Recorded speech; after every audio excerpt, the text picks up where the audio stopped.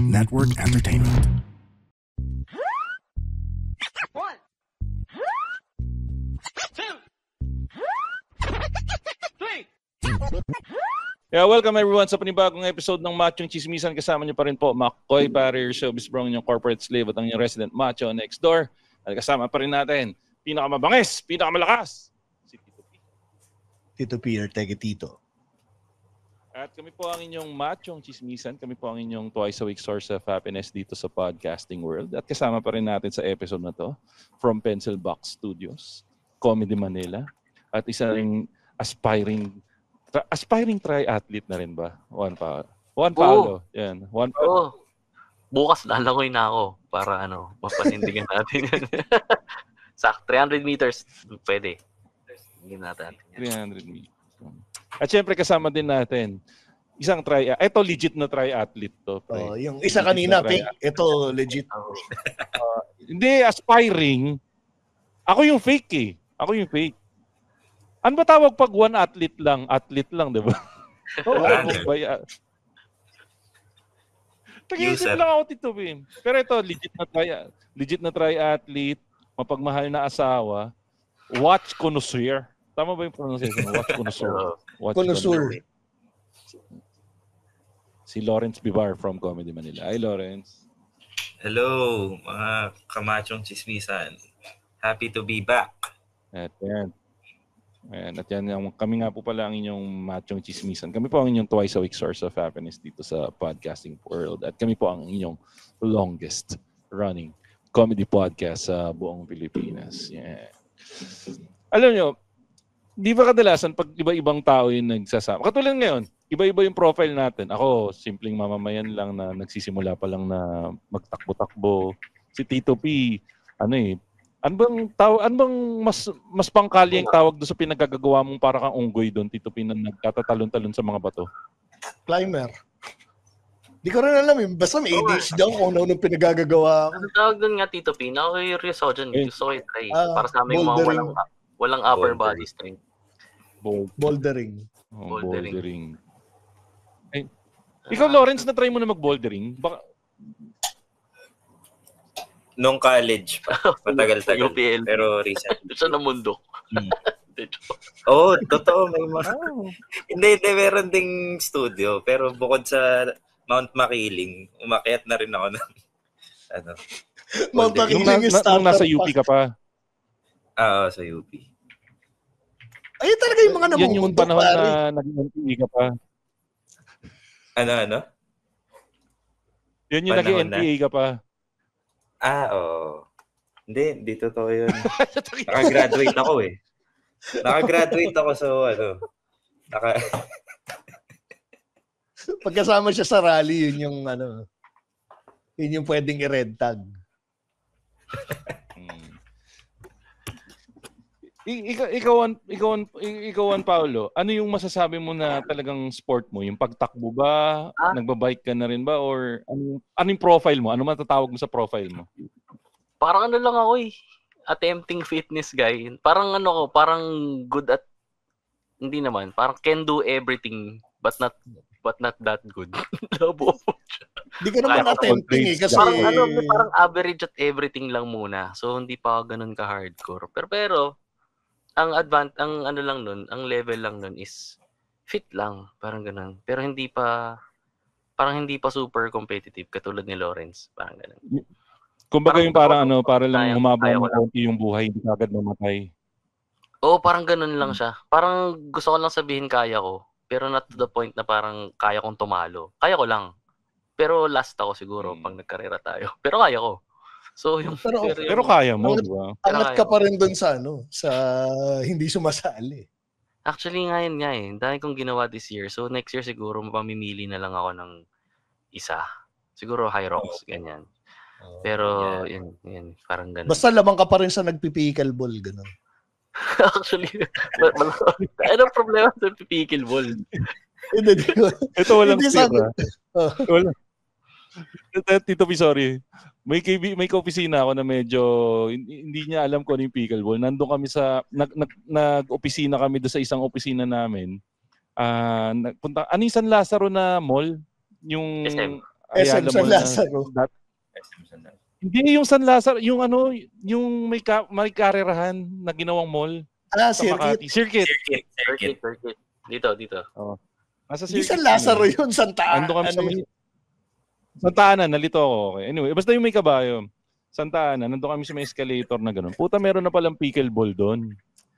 So, tinanong ako, sir, ano yung nilalaro nila? Sabi ko, pickleball. Oo nga, no, sir. Mukha sila nagte-tennis, pero pang bobo. Sabi niya gano'n. Di, sa loob na nga ng mall, pag yung activity area ng Ayala Malls, pag walang ganap, yung mga nagpipickleball doon. Pero gusto ko siya i-try. Sa yung town din eh. Hindi, mukha naman. In na in siya ngayon no? In na in. Oo. Tsaka bobo ko sa hand-eye coordination ng mga ganyang racket sports. Badminton, di ko kaya eh. Para nga siyang yung gusto mong mag-tennis pero mabagal ka. Pickleball. Kasi the mere fact na nakapaglaro ka sa loob ng mall, ibig sabihin, pag yung bola mo mabagal. Kasi yung tennis, subukan mo sa loob ng mall, makakaperwisyon. Oo, nabasag yung gago, no? Nabasag yung Silverworks. Kasi ang lakas mo pumalo. Kahit na yung table. Hindi, kasi yung table tennis, mabilis eh. Perfect yung sinabi mo, Tito P, tama yun na pang matanda siya. Kasi kilala nyo si Chandler, di ba? Si Matt LeBlanc. Si Matthew Perry. Si Matthew Perry. Di ba, nung medyo may edad na siya, bago siya namatay, ang nilalaro niya na nun, pickleball. So, talagang pag medyo mabagal ka na, pickleball na ang sport mo. Pero, Juan Pablo, saan ka bobo? Sabi mo kanina, saan ka bobo? Sa racket sport, sa badminton, mga ganyan. Hand-eye coordination. Bobo yung hand-eye coordination ko sa ganyan eh. Speaking of bobo, nag-away yung mga DDS tungkol sa fortune. Si Makoy lang po yun. Ganda. Wala kami kinalaman tatlo dyan, si Makoy lang yun. Nag-viral, di ba? Nag-viral yung video. Nag-viral yung video ng mga tao na sumusuporta kay Tatay Diggs. Sa Hague yun no? Sa Hague. Na parang kasi parang ang nangyari parang naging picnic spot na yung location nung labas nung kulungan yata ni Tatay Diggs. Na doon nagkikita-kita yung mga tao na katulad ni Juan Paulo na mahina yung hand-eye coordination na sumusuporta kay Tatay Diggs. Parang nagpi-picnic sila doon I'm not sure if it's on a daily basis or a weekly basis. Tapos, nagla-live yung isa na nahuli yung away nila within the group na ang ending yata, isa sa pinag-awayan, pork humba. Pero meron ba sa inyo nag-gets yung total gist or pork humba ba talaga yung pinag-awayan nila? Di umano. Ikwento mo nga sa amin kung ano nangyari. Sa pagkakaalam ko, parang ganun nga, may mga, syempre yung vlogger nila, paksyon din pala. So, merong potluck doon. Hindi ko alam kung bakit sila may celebration. May isa dong nagdala ng humba. Ngayon, itong si tita mo, tumikim. Sabi, pinagbawalan. Sabi, ba't mo kinain yan? So, na-offend siguro. Tapos, in-offer niya na, I can pay for the whole, humba. Ganun na siguro. Pero, hindi ko alam, pag-awahan nila eh. Parang, nakakaya, di ba? Nandun ka sa international ibang bansa. Pinag-uusapan nila sa The Hague, human rights, di ba? Crimes against humanity. Pinag-uusapan nila, parang paano natin ayusin yung climate change. Tapos may mga nag-aaway dun sa gilid, pinag-aawayan yung pork humba. Pahaboy na may gisantes. Ang labo nun. Kaya, diba? Ako, alam ko na olats yung gathering na yun kasi may nag-Facebook live eh. Oy, hanggang ganyan nagbe-Facebook live kami dati. Nasaktan ako. Sa bagay ako, pag nagbe-Facebook live ako, nagtitiklop lang ako ng damit. Pero putangina, yun nga, yung happening. 80% doon mo malalaman na yung crowd. 80 to 90% doon, my day. Hindi stories ang gamit. Ano ba, Judge? Ano gusto kong pupuntahan? Anyway, yun lang. Mag-away sila sa humba. Putangin sa isang Microwavable na humba. Di ko alam ba't nila pinagawa yun. Labo. Pero yun siguro, nga. Sige, Tito P, ikaw muna. Sige, ikaw. Isang mabilis lang. Lawrence, medyo hinay-hinay tayo sa mga nagla-live sa Facebook. Dahil dati nagbabacuum si Makoy nang nagla-live sa Facebook ng Machong Chismisan. Yun nga yung gusto ko ipauso, pre. Kasi di ba kadalasan ang mga nagla-live, nag-gaming. Puta nung pandemic, sinimulan ko na gaming din yung yung live ko. Nag-live ako ng nagsosolitario ako, solitaire game. Tapos ang ginawa ko, household chores. Naglilinis ako ng banyo, nag-live ako. Wala namang masama sa pagla-live eh. Pwede na lang kung kumakain kayo, nag-aaway kayo sa pork humba. Yun siguro. Makoy, medyo pangit. malapit na ako maniwalang ang magnanakaw galit sa kapwa magnanakaw eh. Alam mo yun, nagpe-Facebook live ka nang nagbabacuum tapos sila nag-away sila dahil sa pork humba sa Facebook live. Isipin mo yung parallels nun eh. Gago, magkaiba yun. Kasi ako nagbabacuum ako mag-isa, wala akong kaaway tungkol sa pork humba. Putay na yun yung... Ano nga siya, abogado siya, di ba? Wait, abogado yung nakipag-away? Si Kasama si Harry Roque kung sa nag-aaway. Siyang humba rights lawyer. From human rights to humba rights, no? Humba rights lawyer na siya. Pero pare, siguro yung gawin na lang siguro nating jump off point yun. Total, nasa dahig na rin naman tayo. Anong opinion nyo dun sa buong nangyayari na yan sa dahig? Simulan natin dun sa pinaka-obvious question. Anong tingin nyong magiging ending niyan? Matatapos ba yung kaso o sa masama mang sabihin to, makakamatayan ng matanda yung kaso? Ano sa tingin nyo? Deserve eh. Ako deserve. Unang deserve, di ba? Deserve. Hindi, para sa akin. Para sa akin no-brainer yung deserve eh. Pero ano sa tingin niyo yung kapupuntahan? Outcome? Na tingin niyo makakatlabas, magagawa ng paraan, makakatakas ba, which is malabo, o makakatandaan na lang, or wag ako para sa akin ayokong makamatayan niya. Ayoko na makamatayan ni Tatay Diggs eh. Siguro gusto ko matapos niya eh. Gusto ko makatakas siya, tapos gamitin nila yung mga tattoo sa katawan ng mga kasama. Para prison break, di ba? Pero sa akin, si Pulong, tapos yung tattoo niya meron doon, exit, ganun. Hindi ko alam eh. Pero kamatayan. Mahirap kasi, just like any other kaso, di ba, parang ubusan mo na siya ng pera eh. Pero ito kasi dahil nilang pera, tapos ang kalaban nila due process na hindi nila magets dito. Gets mo? Dito kasi po siya pag kaya mo areglohin mo eh. Paano mo i-areglohin yung mga Europeans? Di ba? Labo nun. So I think na yan. Dadaan muna sila sa mahabang due processan na hindi nila that sobrang uncomfortable para sa kanila. Kasi for the longest time yung privilege nila ramdam nila. Imagine mo si Hanilet to, bawal na siyang bumisita, parang gano'n. Di ba, miski sa pamilya nila may kanya-kanyang faction na eh, no? Di ba? Parang ginutyeres mo yung dahig eh. Hindi ko parang ginawa mo Real Housewives of Dahig. Hindi ko alam para siyang gano'n eh. Kaya ba ikaw, Tito P? Anong ending nito? Siguro, mauna muna tayo dun sa nangyari sa Humba. Siguro naman sana unang ma-resolve muna yung naging issue nila sa Humba bago yung maayos yung issue ni Tatay Dig sa Dahig. Kasi kung unang na-resolve may resolution na yung Humba. May resolution meron na yung Humba. Ba? Binayaran ni Harry Roque. Okay. Buti naman kasi pero may budget sila. The mere fact na nakapag-gather sila dun sa Hague para lang magtalo sa Humba. Medyo sa akin, commendable yun.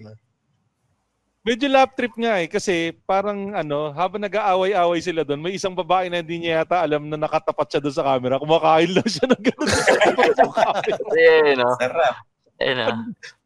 Alam mong kumakamot sa ulo ngayon si Erwan Husap. Kasi lifelong advocacy niya i-elevate yung Filipino cuisine sa buong mundo. Tapos natalo siya ng mga DDS. Pag-aawayan lang nila ni Humba. What is Humba? Parang gano'n. Is that Filipino food? Hindi, pero wait kung halimbawa ako, foreigner ako. Tapos yung nalaman kong pinag-awayan nila yung Humba, on top din sa nangyayari kay Tatay Diggs, medyo ma-curious ako dun sa Humba eh. Ganun ba talaga kasarap yung Humba para pag-awayan? Tumaas ba siya sa hierarchy ng mga ulam? Oo. The mere fact na underrated ang pork Humba. Kasi pag sinabi mong Filipino food, adobo, sinigang, menudo, sisig. Oo. Yung Humba kasi siya eh. Although yung Humba kasi galing sa yun, di ba? Pagka Chinese food ata galing yung pork Humba eh. Mukha. Kasi may siya eh. Di ba may star anise yun? Tsaka meron siyang black beans. So, tas meron siyang, para siyang paksiw na may black beans. Di pa ako nakakaing Humba. Ganun. Paksiw na may black beans. Para siyang paksiw. Ayoko kasi ng Humba kasi may buhay na taba yun eh. Hindi ako fan ng buhay may sumasayaw na taba. Parang si Harry Roque. Hindi ko rin alam eh. Pero,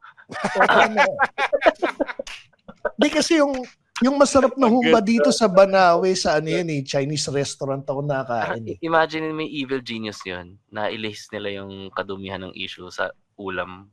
Baka part yun ng PR nila eh. Ganito lang diversion. Galing siya sila magaling eh. Di ba? Tapos di nila mapapauwi. Parang ganun. Sa tingin ko, yun yung magandang odds eh. Ikamamatayan ba niya yun o makapapauwi siya dito? Si Harry. Parang mahabang... Ako kasi ayoko na makamatayan niya, number one. Gusto ko makita yung magandang takbo ng justice. Ayan, sige. Kung mapapakuwalang sala ka, number one, ang galing ng abogado mo. Number two, talagang deserve. Kung mapawalang sala siya doon, ibig sabihin deserve niya mapawalang sala. Yun yung iniisip ko. Number two, pag nakamatayan niya kasi, nasabi ko na rin to sa mga past episodes, lalo na kung nakamatayan niya yun 1 year or the same year as the elections. Instant victory kay Sara Duterte yun eh. Yun yung doon eh. Nakakatakot dun. At ang masakit doon, at ang masakit doon, magiging martyr ang tingin kay P. Dutz. So para sa akin, ang pinaka-perfect way to end this is matapos yung buong proseso para kung mapawalang sala siya, okay, sige, you deserved it. Pero kung hindi siya mapawalang sala, deserve mo pa rin. Yun yung para sa akin.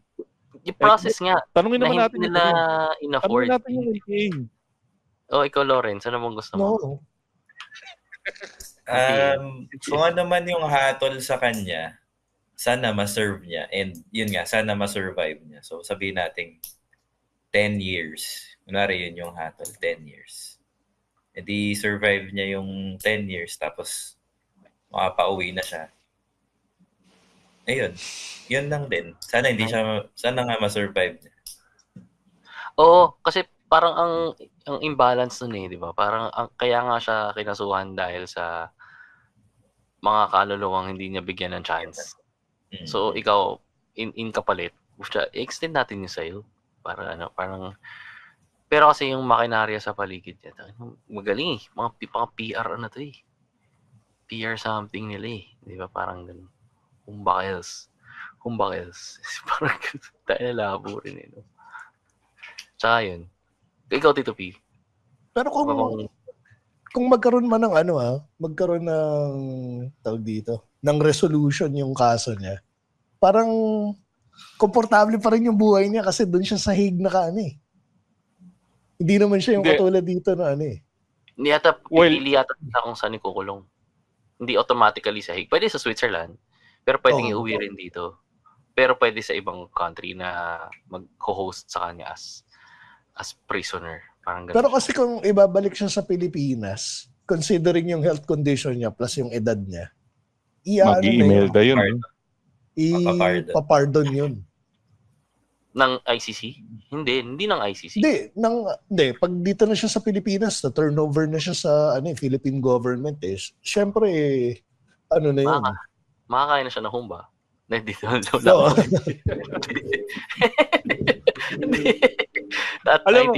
alam mo yung para sa akin, sobrang satisfying na hindi siya nabibigyan ng Coke Zero.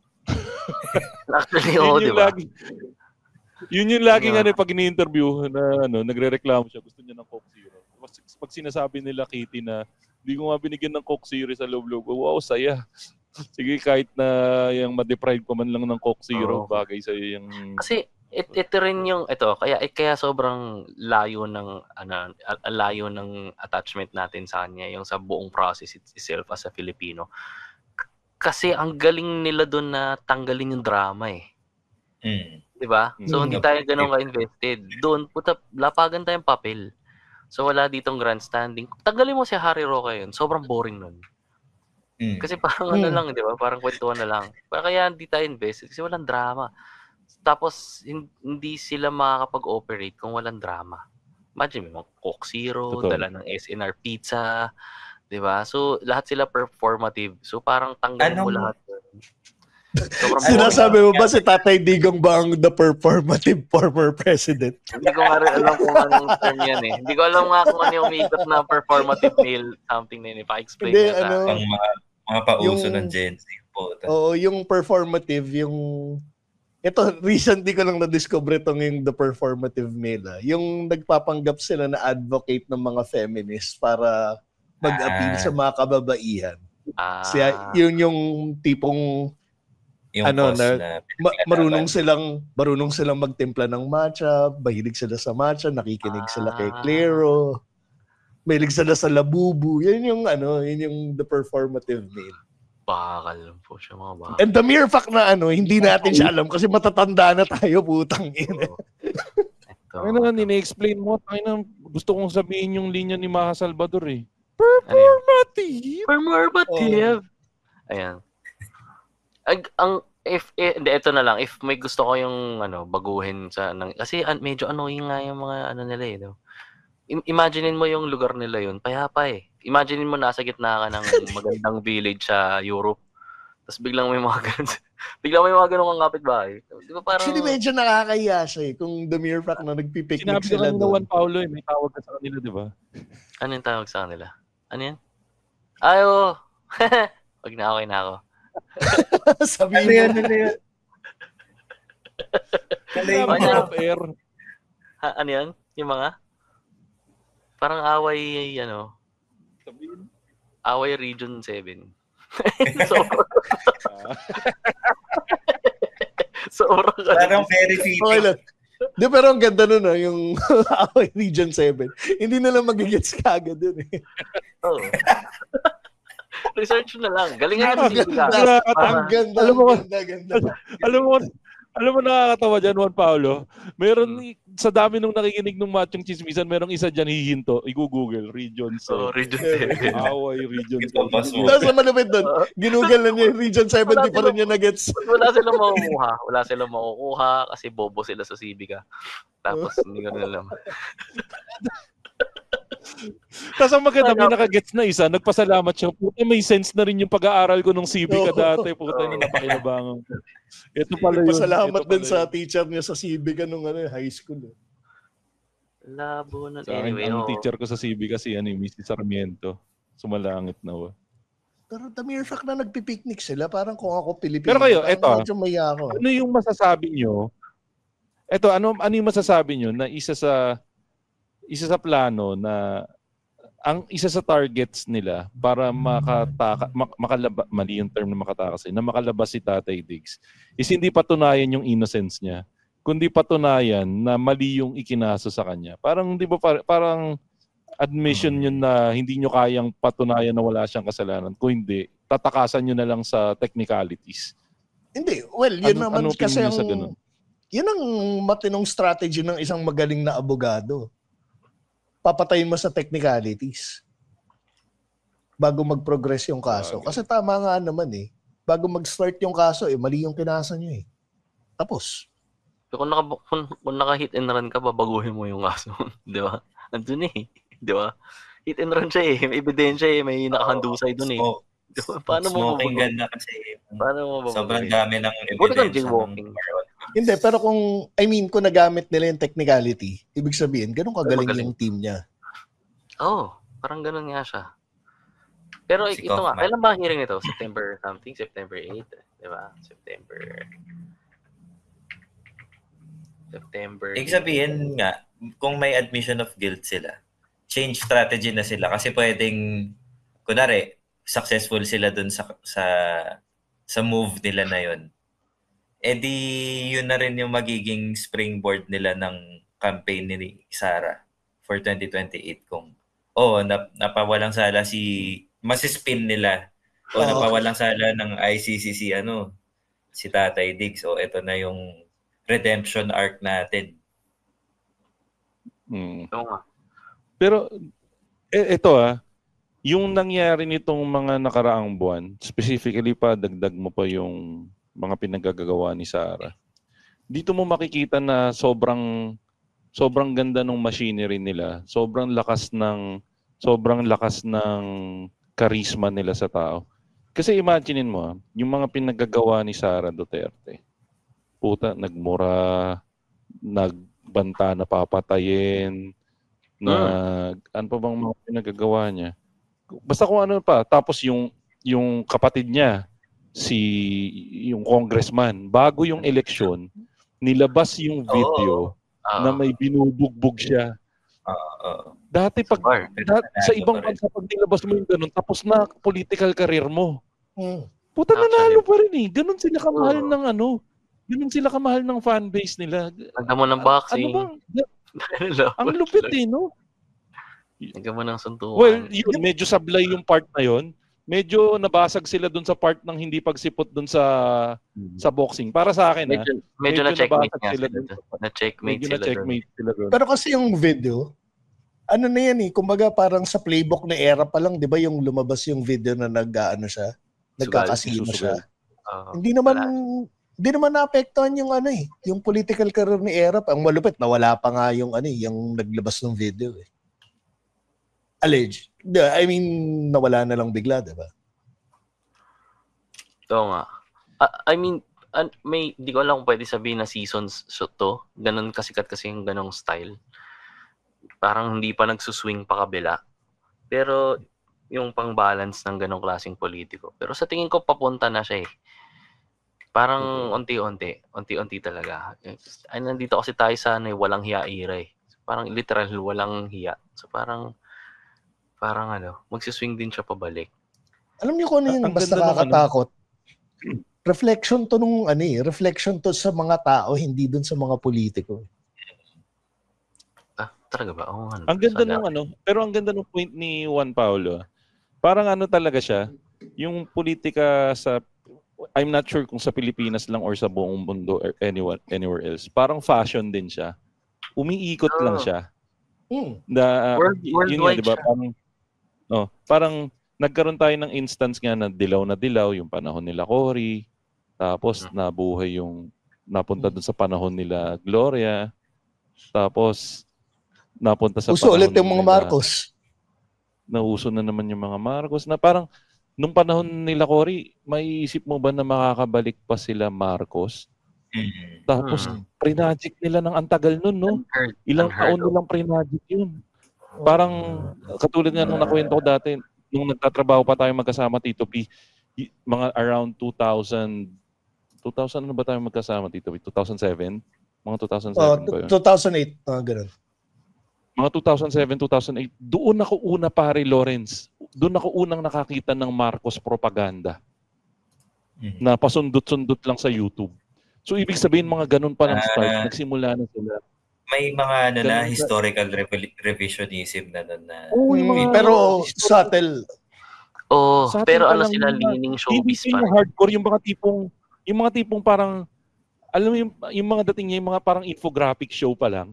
Yung magaan lang panoorin na kung ikaw alam mo parang oops to pero kung ikaw wala kang alam na bata ka na napanood mo for the first time, okay naman pala yung mga Marcos. Madali ka masasway. Parang Which eventually yun nga yung nangyari. Feeling ko tuloy yung mga Marcos parang silang yung baggy jeans ng politics Yung for a time, di ba, parang kadiri pag naka-baggy jeans ka. Pero ngayon, uso na naman Uso ba body jeans yun? Di ba, iba pa ba sa skinny jeans yun? Wala nang skinny. Ngayon kadiri na yung skinny jeans Parang pink lawan nga yung skinny jeans ngayon Actually, masama nga yung loob ko kasi kaya ako nagpapayat ng todo nitong huli para masuot ko yung mga skinny jeans na binili ko nung pandemic. Tapos tutuloy ko pa yung papapayat ko. Hindi ko na masusuot yung skinny. Puro pero naniniwala ako talaga, yung nagpauso ng skinny jeans, maliit yung titi nun eh. Kasi hindi ko alam kung ano eh. Hindi ako naniniwala, Tito P. Kasi kung maliit yung titi mo, bakit mo i-highlight by wearing skinny jeans? Di ba mas lalong makikita, ay wala to, maliit titi nito kasi naka-skinny jeans siya, walang bumakat. Hindi, pero pre, kahit at mapa baggy jeans, mapa skinny jeans, pag malaki titi mo, hindi talaga siya, parang never siya. Baggy jeans na yung pinakakampi ng malaki titi. Wala pa akong nakitang egoy na naka-skinny jeans. So. Di ba? Exactly. Ang ganda nun. Teka, mag-search ka ako. Anong search term nun? Egoy skinny jeans. Black dye skinny jeans. With extra parang si RuPaul na yung may kita kong naka-skinny jeans na egoy. Pero kasi nakapailalim naman yung edits nun. Ang layo ng natin, Humba to politics. Pataling tingting. Nakataling. Tangina, wala nga lumabas na egoy skinny jeans, bad. Wala.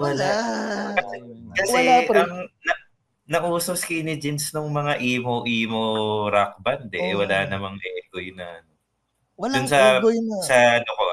Sa recollection ko. Teka, ito tanong ko. 'Di ba, yun nga yung nabanggit ko, yung kila Sarah, parang right now they're unstoppable eh. Yung parang napakahirap nilang bahiran.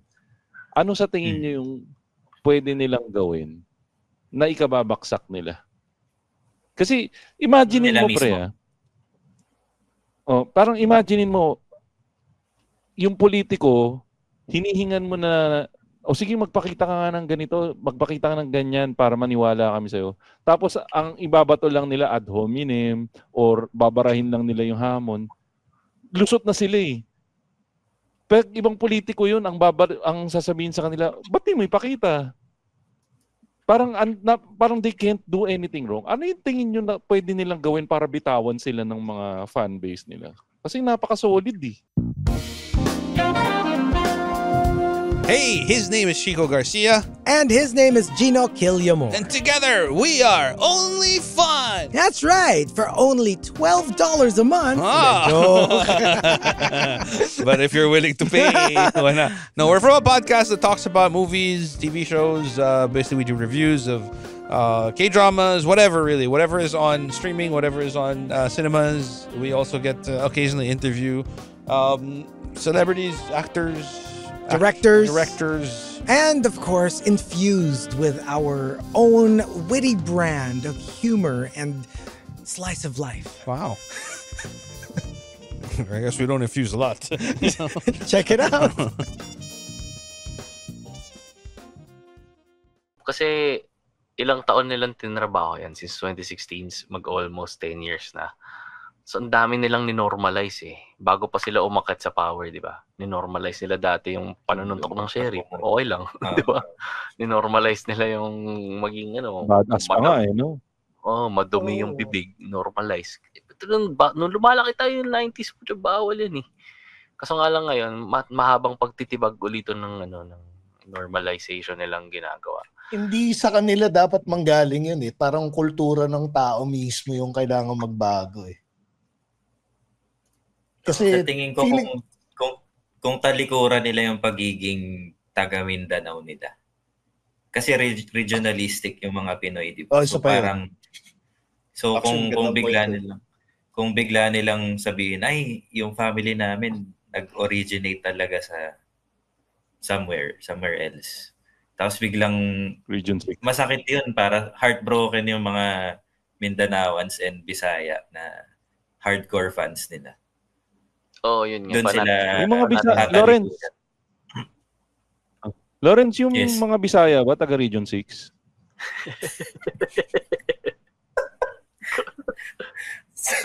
Alam ko 7 eh. Feeling ko 7. 7. Actually 6 yun simula. Ay, oo nga, Western, no? 6, 7, 8. alam mo, ganun siya kahirap kita tibagin kung ngayon pa lang yung ginagamit nilang popularity missile, yung si Vice, di ba? Di ba? Parang... Putangin na yan pa. Dagdag na natin sa usapan yan. Sige. Actually, napag-usapan na natin dun sa isang episode natin yung kay Vice eh. Tito P, di ba? Yung jet ski. Nangyaring jet ski holiday na... Ginamit niya yung Pero in his words. Pero lap trip lang talaga na nagtatry silang gawin yung ginawa ng mga pinklawan sa Shopee. Na tingin nyo ba, ito, at least may bagong opinion.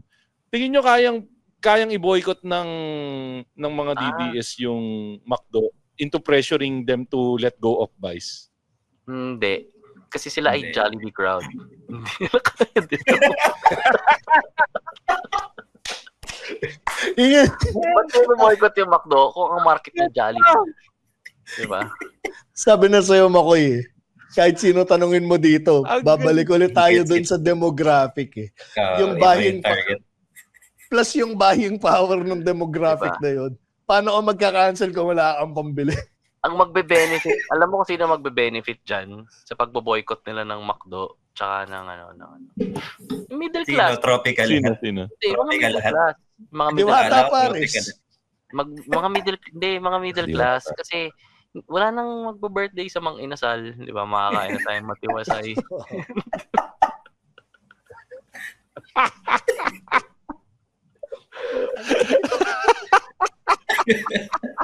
Di ba?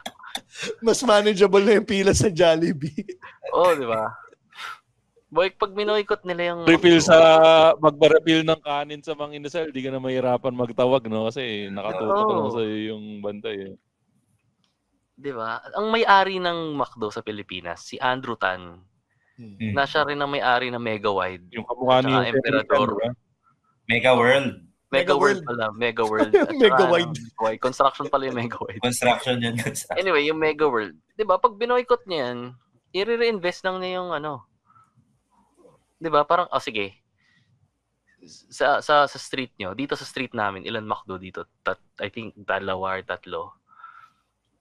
Pagka hindi kumain dyan yung mga nangbo-boycott, parang bagong walang sa market yan eh. Wala siyang dent sa market. Kasi yung mga office na, corporate na office mo, magpapa-meeting, order ng McDo. Kasi hindi na sila mahirapan eh. Ayoko. Di ba? Pero it makes sense nga, no? Kasi si kay Ray Kroc mismo nanggaling na McDo is not food and beverage industry, real estate industry. Real estate. It's a real estate business. Actually, ang malulugi yung mga yung mga franchisee. Dagdag natin yun. Hindi, dagdag ko lang yun. Napapansin nyo ba, nawawala na yung mga McDo sa loob ng mall? Talaga ba? Wala ba? Saan ba ako nagmamall eh? Pansinin mo, isipin mo ngayon, pre. Mag-isip ka na isang mall, most probably may McDo na nagsara sa loob ng mall na yun. Dito sa paligid ko, parang wala pa naman. Parang wala eh. Popeyes. Dito sa amin sa SM Baliwag. Dito sa SM Baliwag, parang more than 3 years na. Joke lang.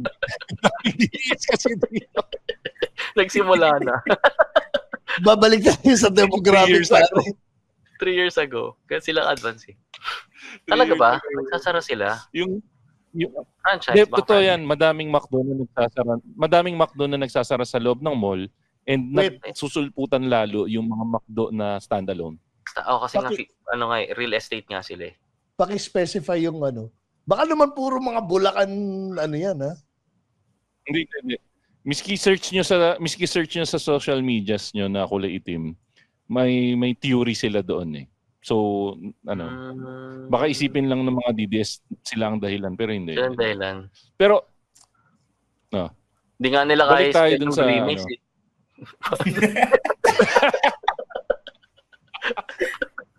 Sige nga.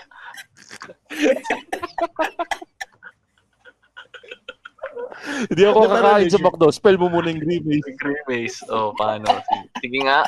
Bigkasin mo nga yung Hamburglar. Sige nga. Sino yan yung bilin dun? Si Basta. Hamburglar. Hamburglar, oh. Hindi na kaya spell yung Hamburglar. Hamburglar. Oh, hindi nga nila kaya yan eh. Anyway. Yung manok nila, anong pangalan ng manok nila? Cheeky? Cheeky. Cheeky. Baka na-offend kasi yung pinaka mascot nila kapangalan ng paborito nilang senador eh. si Ronald.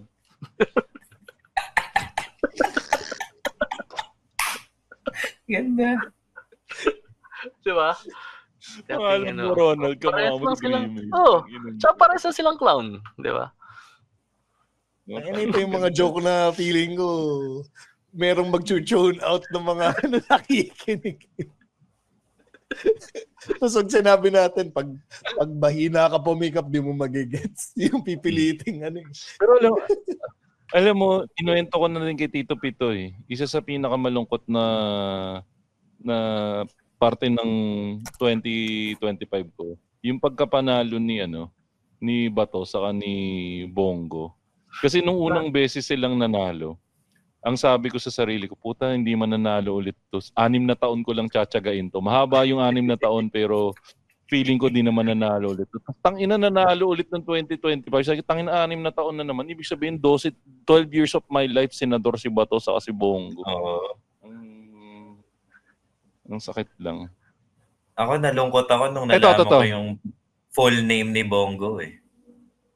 Ano full name? Tingnan mo kung anong pangalan niya.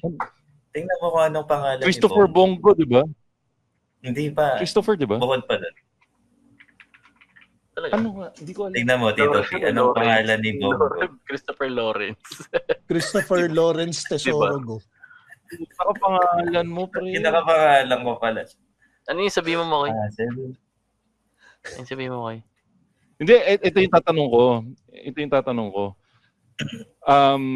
Nakapasok nung eleksyon si Bam Aquino saka si Kiko Pangilinan. And fairly maganda yung standing nila sa senatorial election. Top 2 tsaka top 5. Bam Aquino, anong pangilan ba si Bam? Number 2? Top 2. 2 ba? Number 2 si Bam. Number 5 yan. Tingin nyo, ito na yung sign na nagsisimula na yung pag-ikot ng mundo. Na, yun nga, patapos na yung anong term natin kanina, Duterte era ba? Yung era nila. Tapos ito na ba yung sign na ito naman yung panahon nila? Or fluke pa lang to? Fluke pa lang. Yun demographics yung hindi nila natansya dito eh. Maraming bumoto na Gen Z na. Gen Z. Tapos, itong residual votes ng Bongo tsaka ni Bato, ito yung mga carry over lang from last election. So, ilang years pa before the next? 3 years? 3 years. So, imagine mo yung mga tropa mong 15 years old ngayon, by that time na 2028, 18 na sila, pwede na silang bumoto. So, ngayon pa lang, I think, sila na yung aalagaan mo, ganyan. Ayusin ko yung term ko. Alagaan mo. Ang inang pangit pakinggan nun. I-guide na lang pa. Juan Paulo, wag mo kami damay dyan sa R. Kelly shit mo. I mean, demographics-wise, pabata yung electorate eh. And dapat hindi sila dapat maiwan dun sa dapat may balance eh. Dapat i-educate. The fact na hindi nakapasok si Ben, panalo na rin yun. Kuya Will. Ayun maganda yun. Kuya Will. Tito P, wala sila dun sa episode na yun eh. Tatanungin natin si Lawrence at si Juan Paulo. Lawrence, Juan Paulo. Sino yung number 12? Number 12 natin, si Camille Villar, di ba? Tama? Aimee. Camille Villar yung... si Aimee. Ayun, tama. Mas maganda. Si Aimee. Si Aimee ang number 12. Number 13, si Ben Tulfo. 14 si Bong. Number 14, si Bong Revilla. Ngayon, bibigyan ko kayo ng pagkakataon na mamili doon sa tatlo. Sino ipapasok niyo? Tangina, hirap ba? Ben, si Bong. Hindi mo pinaabot kay Abby? Hindi, Hindi pag Abby, obvious choice na yun eh. Kahit paano, Abby. Pero medyo iffy pa rin ako kay Abby. Pero dun sa tatlo, kasi pag dun sa tatlo, difficult choice yun. Sino pipiliin nyo? Lahat sila may kaso eh, no? Nagkakaso ba to si, Ben?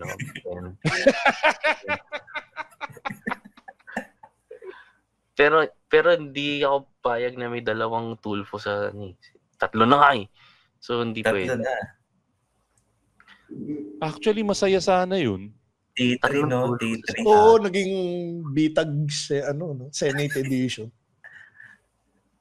So yung mga ayoko super Ganda ng hearing nun, pare. Sige, si Ben Tulfo na lang. Super, ako hindi. Super unpopular opinion nito. Okay, Aimee, dyan lang siya. Bakit? Ay, wala siyang clout. Ay, Marcos siya. Wala naman, si Bong Revilla, gusto niya bang ilagay si Bong Revilla doon? Pero bagay para sa pipiliin ko lang si Ben Tulfo just for the fact na hindi siya Marcos at hindi rin siya Revilla. Kumbaga magnanakaw pa lang siya. Nagnakaw na daw before. Pero ibang level kasi yung Marcos para sa akin. Iba yung Marcos. I'm assuming ganun din si Lawrence kasi UP siya eh. Okay, sige. Papapasukin mo si Ben Tulfo para lang may magsabi ng read my lips. Diba? Ben Tulfo, read my lips. Read my lips. Ben Tulfo. So, tapos gagamitin mo na naman yung psychology mo na 6 years lang yan. Diba? Labo. Oo, tapos tumagal din. Para siyang Robin Padilla na Inglesero. Rubber stamp. Diba yung kay Michael V na character? Ay, sorry. Yung character ni Michael V na bonggang-bonggang kay Ben Tulfo. Oo. Sige, si Ben Tulfo na din ako kasi nanonood ako ng Bitag dati. Pero napaka nun yung masaya, diba? Nakuha niya naman yung mga subtleties ng hirit ni doon, di ba? Ni Michael V doon sa bonggang-bonggang Diretso pa. Mabalik ako doon sa mga 15 years old pagdating na 18 na pagdating sa 2028. Sila yung maglalagay kila Heidi. Sila yung maglalagay kila Shelo Magno if ever tatakbo sila. And sino yung mga outgoing by that time? Sila Mark? Hindi ko alam. Sino pa yung mga outgoing nun? So, I think... Long term na ba si Mark? Hindi ko rin alam eh. Pero, to balance Tahimik lang. Pero to balance it out. Diba? Ito rin, mas na-bother ako dun sa aside from Bongo and De La Rosa, they are both useful idiots. So parang wala silang taga-kumpas lang. Mas na-bother ako kay Marcoleta eh. Para kang nag-elect ng ng evil genius supervillain kalaban ni Austin Powers or ni James Bond sa Senado. So parang mas mahirap talunin ng mas matalino or mas talitalinuhan kaysa dun sa clown. Parang ganun. So, hindi ko matanggap na kiniklaim nila na New Miriam daw sa logo New Miriam. Wow. Sa hairstyle Ang nakakatakot kay Marcoleta, yung agendang ipupush niya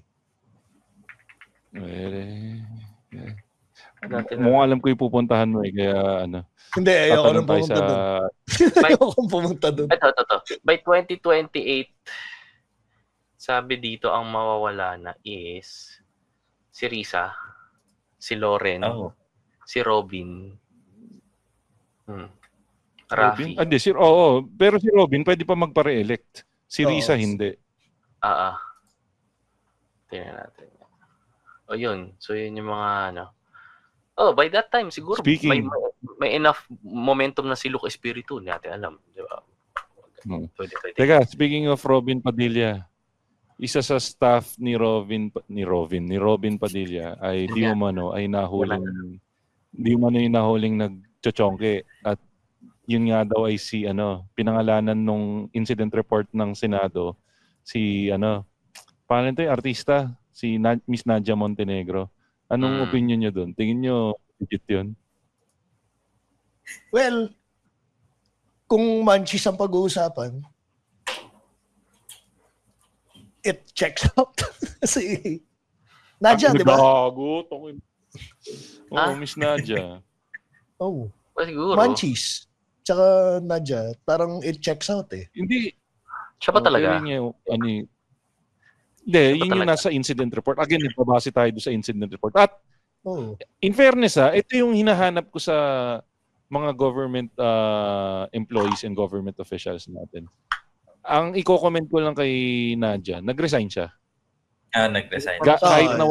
Kahit na wala pang findings, nag-resign siya as a courtesy. Yun yung something na hinahanap ko sa mga government officials natin. Though again, kung totoong ginawa niya yun, medyo madali lang naman patunayan di ba? Pag drug testin lang habang fresh pa, di ba? Kaya lang ilang araw na medyo maiihi niya na yun, di ba?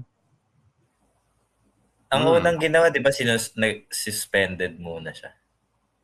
Wait, si Nadia Montenegro nga to. Siya nga talaga. Yes. Montenegro nga. Sila close ni Robin. Oo nga, no? Malupit na naging staff siya. Alam mo yung nangyaring kanino galing yun? Kay Ping Lacson. So imagine mo yung integrity ng report na yan kung galing kay Ping Lacson na hindi nila nilabanan nila Robin kasi tangin na si Ping. Dati pwedeng pala. Pero base sa sinabi mo kanina, Juan Paulo, si Nadia Montenegro, hindi nag-skinny jeans yun. Hindi nga. Kasi babakat yung blunt eh. Pag nag-skinny jeans, babakat yung joint. Fatty. Hindi kasi di ba wala ka pa nakitang ayoko na tuloy. Okay na. Oo nga, wala pa. Tsaka maasim. Anyways, ano nga ba yan? Yung ano? Tangina Juan Paulo. Tsaka ano nga yun yung aso? God. Nasingit mo pa yun. Hayop ka.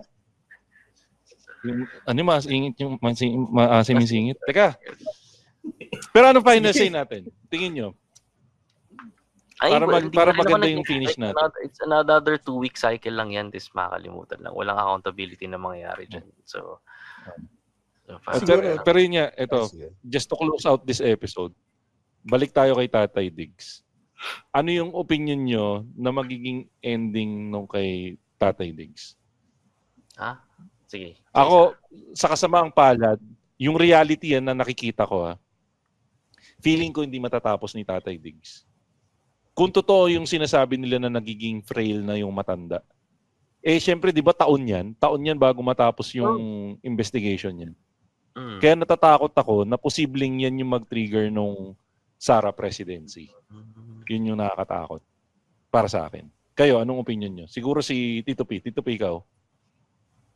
Sa akin kasi, mas babalik ako dun sa pinag-ugatan ng usapan na to Sana kung nagkagulo silang ganun, masarap sana yung humba.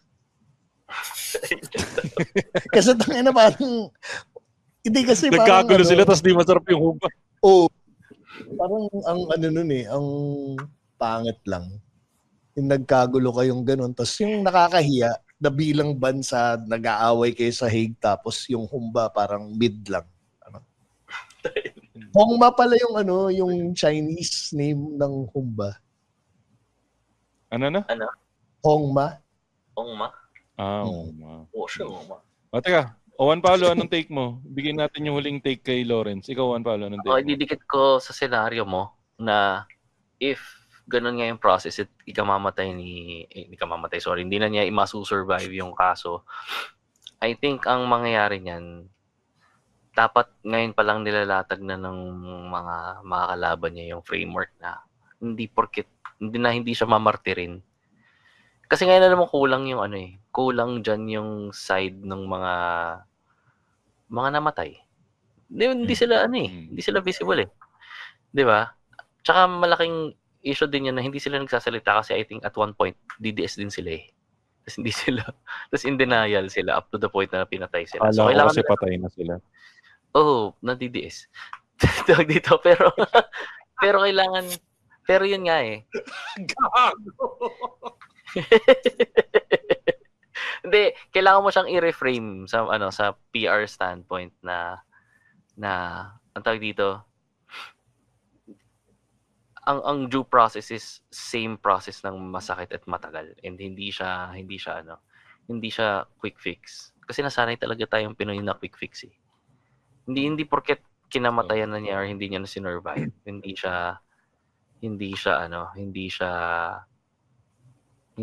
siya madaling fix. Kasi mahirap madali siyang explain. Nanay ko noon sinabi ng nanay ko, parang sana hindi siya politically leaning. Nag-ano lang siya sa naka-relate lang siya na bilang matanda. Sabi ng nanay ko, sana wag na siyang tumagal, palayain na kasi matanda na siya. 80 na, ganun. Sabi ko, mami, si Hitler pag nag-survive siya ng 80, si Hitler pa rin siya. So kailangan pa rin siya i-trial, di ba? So parang hindi ko. Tsaka minura niya si Pope. So sabi ni mami yung Yun ang sinabi mo, dapat mami, minura niya si Pope, tapos nagalit yung mama mo. Tangina niya! O yun nga, kasi Nuremberg siya eh. Parang ito yung closest to Nuremberg trials eh. So may mga masamang nangyari. Kailangan panagutin. Kasi kung walang nanagot, hindi parang inulit lang natin yung 80s. 70s, 80s, whatever. Parang gano'n. Walang martir. Parang gano'n. Sige, si Lawrence. NPA. Kailangan ng revolutionary justice. Hindi. Sa tingin ko, very UP thing to say. Lumabas no? Hindi, akala ko, sa House Marcos versus House Duterte na Game of Thrones, akala ko, the pieces are falling into the right place kasi nadala na siya, yung unang step nadala na siya si Tatay Diggs nadala sa ICC. Akala ko yung next step, i-impeach na si Sara para sa absolute na end ng reign nila. Kaso hindi natuloy. So hindi ko alam kung ano yung next step. Kung mangyari nga yun na hindi ma-survive ni Tatay Diggs, tapos nakatulong sa Sara presidency sa 2028, wala na. So, I think ball is in the hands ng mga Marcos sa ngayon. Sila yung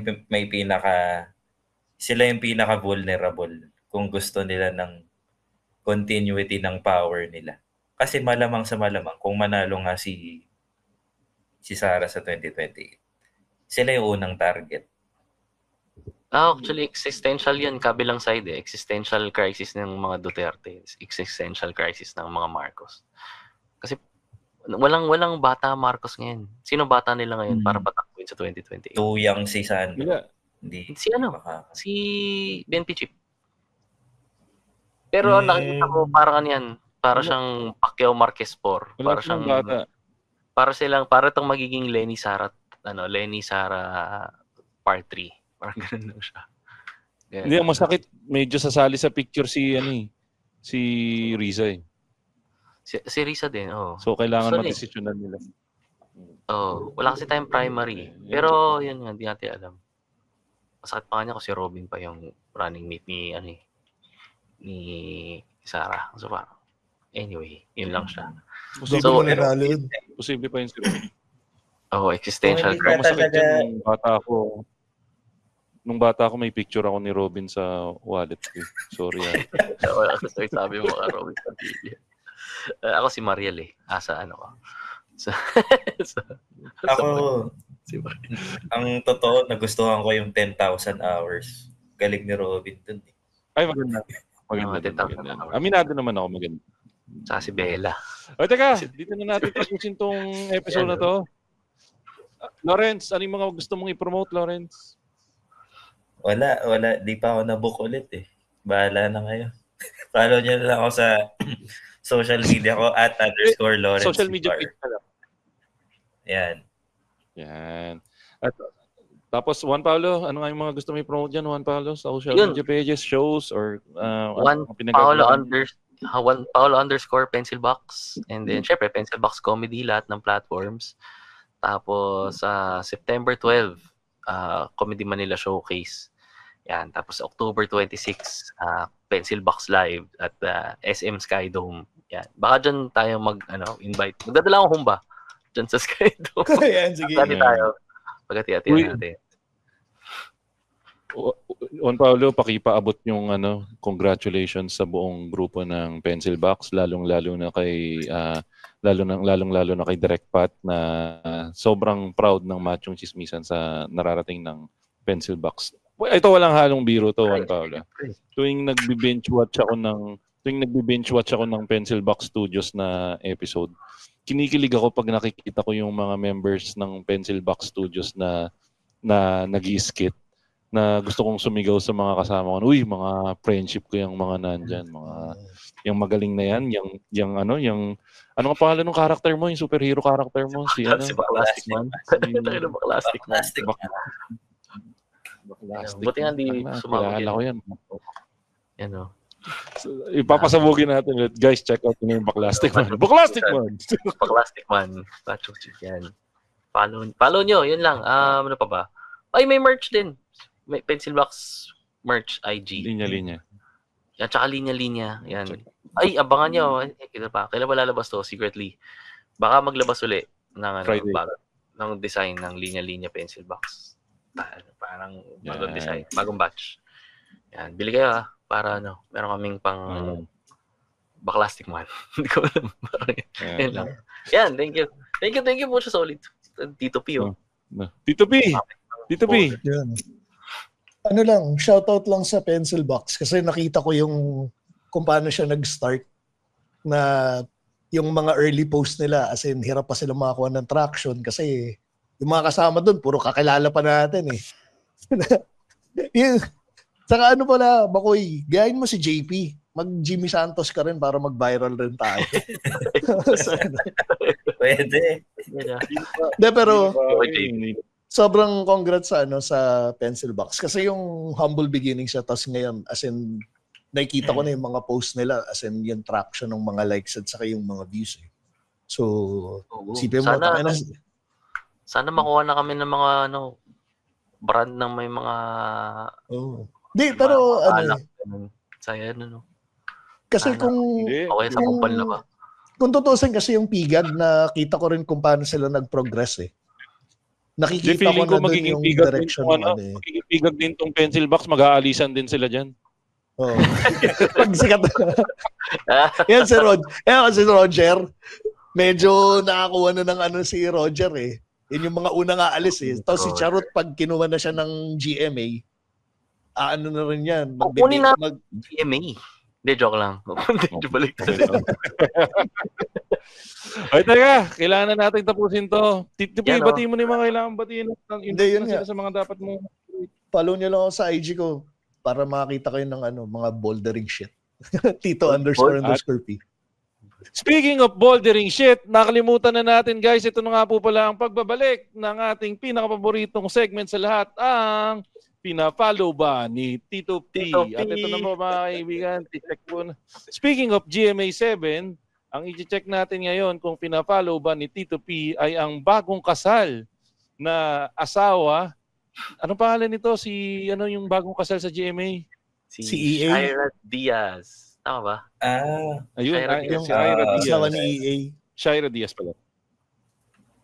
Tama ba? Si Shira Tito P, titingnan natin kung pina-follow ni Tito P si Miss Shira Diaz na kinatulugan ng kanyang asawa sa araw ng kanilang kasal. At si Shira Diaz ay pina-follow hindi lang ni Tito P, pati ni Lawrence Bibar.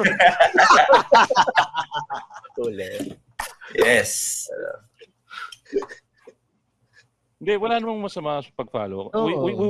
Gusto lang i-congratulate ng Machong Chismisan si Miss Shira Diaz sa kanilang pagkakasal. Oo. At maraming salamat. Maraming salamat, nilaglag ba rin si Lawrence? At ang baon niya kasi sa kasal ay paglabas nung followed by Tito P and Lawrence Bibar, possibly by Juan Paulo. Yan.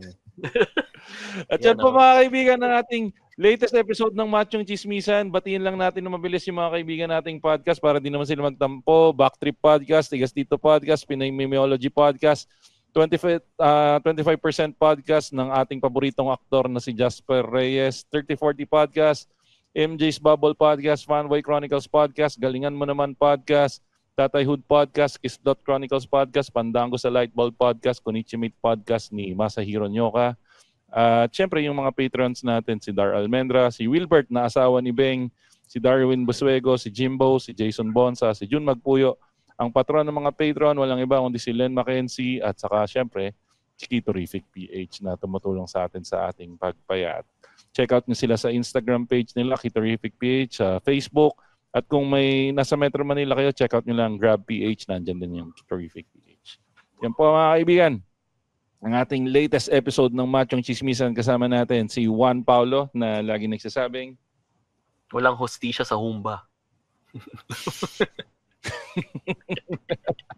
At kasama rin po natin ang triathlete by day, Comedy Manila comedian at night, Lawrence Bivar na lagi nagsasabi gayahin natin ng mga Dutch, magbike tayo. Yan. At kasama rin po natin ang pinakamabangis, pinakamalakas na si Tito P na lagi nagsasabing honesty is the best. At ako naman po si Makoy Pare, your showbiz bro na lagi nagsasabi, lagi niyo tatandaan, ang tunay na macho, chismoso. Have a great day, everyone. Bleep!